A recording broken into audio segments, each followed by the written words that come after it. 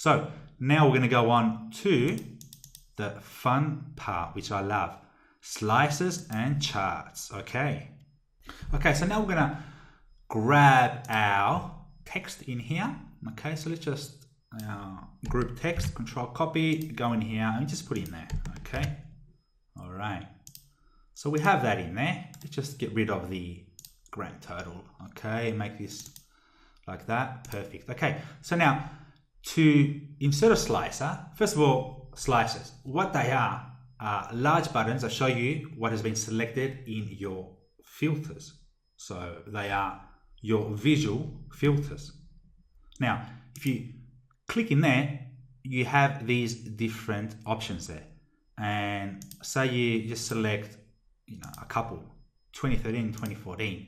Okay, it doesn't show you in here what's selected apart from in here what's not selected. Okay, but with a slicer, you can actually see the selections made and you can see what has been selected.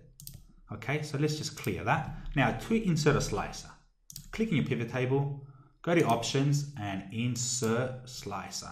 Okay, here we are. So it gives you the list of your fields, okay, or your column headings. You can choose any one of them. It doesn't have to be in your pivot table.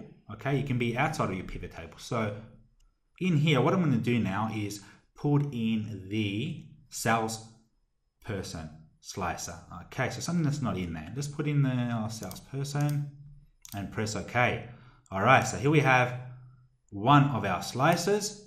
Okay, and you can actually, from in here, just change the style. Okay, if you click out of it and click into it, you can see the slicer tools option. Okay, so you can actually choose different colors in there. All right. Okay, so if we choose Homer, Ian Wright, John Michaelis, and Michael Jackson, you can see that information gets updated accordingly.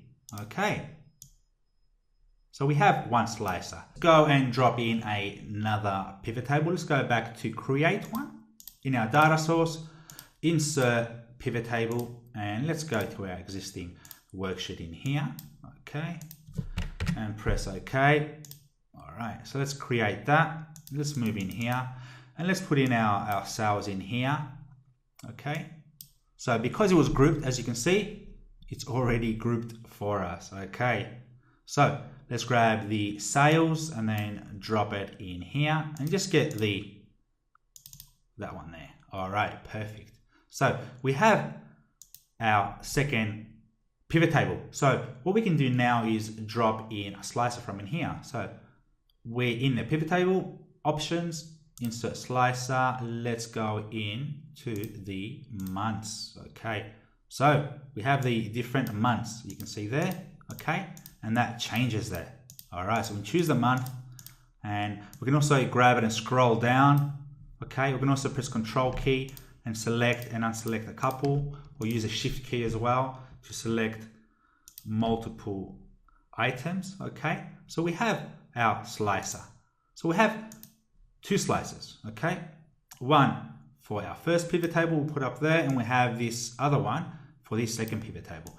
Now, just another thing you can do here, once you click in the slicer, under slicer tools, columns, you can actually put into 3 different columns. Okay, just a cool trick. So you can have it into quarters there. Okay, and let's change it around a bit. Okay, make it a bit more fun. Okay,